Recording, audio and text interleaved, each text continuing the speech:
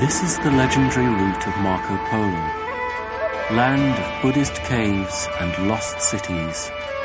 The Silk Road province of Xinjiang, a tourist paradise of fertile oasis towns, traditional bazaars, and forbidding deserts.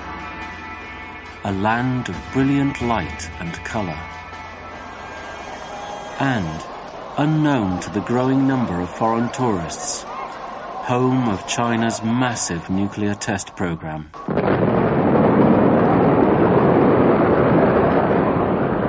Over the past 4 decades, the Chinese have exploded more than 40 nuclear bombs at their desert test site, circled by the Silk Road towns. Some of the bombs were 300 times more powerful than the Hiroshima bomb. The devastating effects on a local population have never been revealed. This summer, dispatches travelled to China's western frontier. We were there to uncover the truth about the unknown victims of the Chinese nuclear test program. Getting the evidence to tell this story would require a high-risk undercover operation. China is an oppressive one-party state. Freedom of movement is highly restricted. Foreign journalists are banned from the province of Xinjiang. So we would have to pretend to be tourists while we carried out our investigation.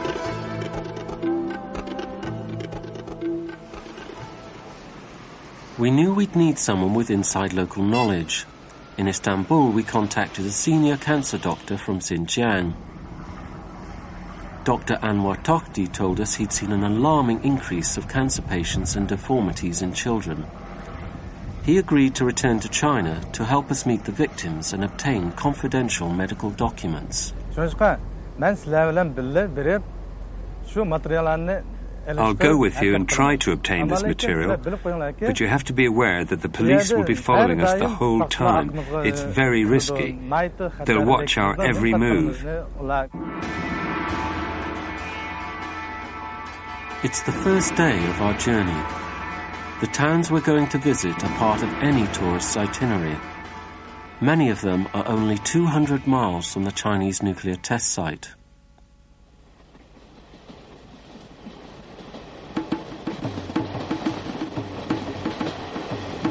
We knew that when we met victims, we would need a qualified doctor to examine them. Dr. Laura Watson has worked in a number of British hospitals, and she's also practiced abroad, investigating the health problems of children in Africa. I'd always wanted to travel the Silk Road as a tourist, so when I heard it was a nuclear test zone, I was astonished. There's very little information about it. Radioactivity is known to cause cancers and birth defects. I'm very keen to investigate the extent of any health effects on the local people.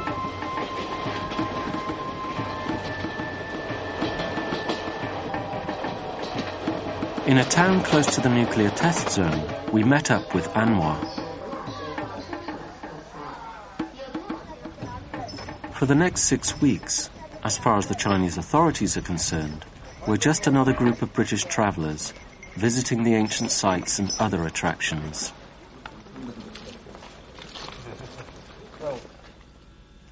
So as not to arouse suspicion, Anwar pretends to be our tourist guide.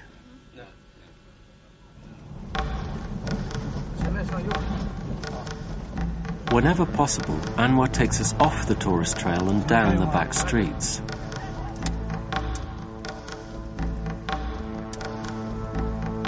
Here in the traditional villages circling the nuclear test site, Anwar is determined to take us to meet people he believes are the victims of nuclear tests. For the villagers in this area, access to medicine is severely limited. When word goes out that Dr. Laura and Dr. Anwar are available to be seen, they're overwhelmed by the response. It's got very low set ears. We can't tell the villagers we are researching the effects of the nuclear tests. This young man, now 18, has been unable to walk since the age of 6.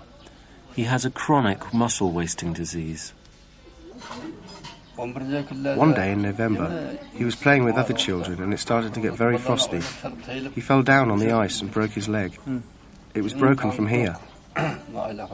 We took him to the doctor and they bandaged his leg up like this.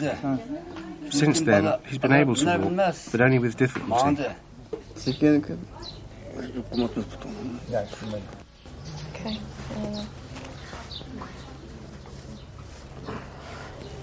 Yeah.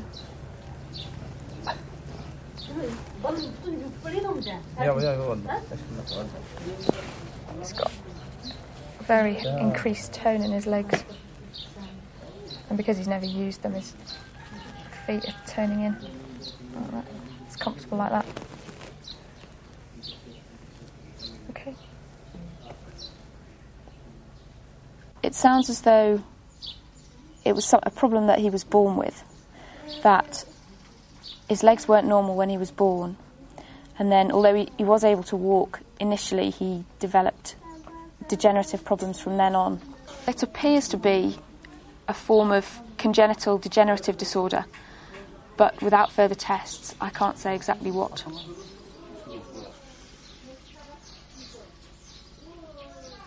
Among the patients we see a surprisingly large number of birth defects. This young woman has not developed mentally and has never been able to walk properly. Laura asks her mother about her early history. And she was learning to talk normally as well? She couldn't speak at all. She still hasn't learned properly. She was slow, but now she can say mum, dad, brother, sister. Can she stand up? Can she take her own weight on her feet? Stand up. Come on, darling, stand up. Okay. So she's going a bit... Stay still. Let your hands relax. You take a few steps. Very unsteady.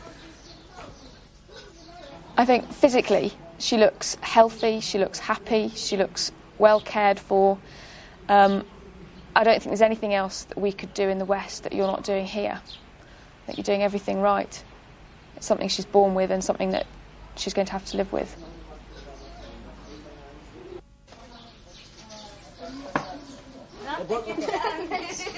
Within a short time, we see several different types of congenital disorder, but we need to investigate the possible causes. The next girl we see is 17. Her symptoms suggest a crippling bone disease. This one was born in the hospital. At the time, nothing seemed seriously wrong. Then she started to twist herself backwards. We thought she needed ointment, so we gave her some. We often took her to the doctors. He told us it was caused by calcium deficiency. And what's happened to the progression of her illness since then? 2 years ago, she started to twist herself backwards again. Her bones started to crack. Her ankle had been broken since last winter.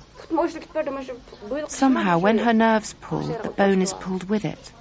Look at her. There's no flesh left on her legs.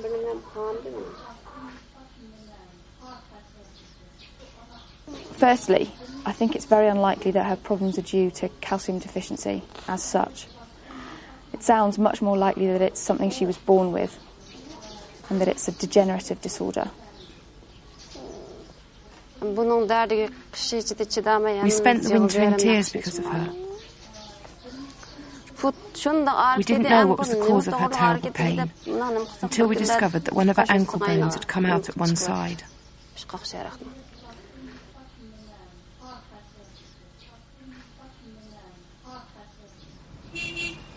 We're aware that the authorities could catch up with us at any time. On our way to see another group of patients, we're warned that the Communist Party Internal Security is on our tail. We rapidly make our escape. In villages near the test zone, we've seen cases of children with terrible deformities. To find out if their suffering is caused by the radioactive contamination, we need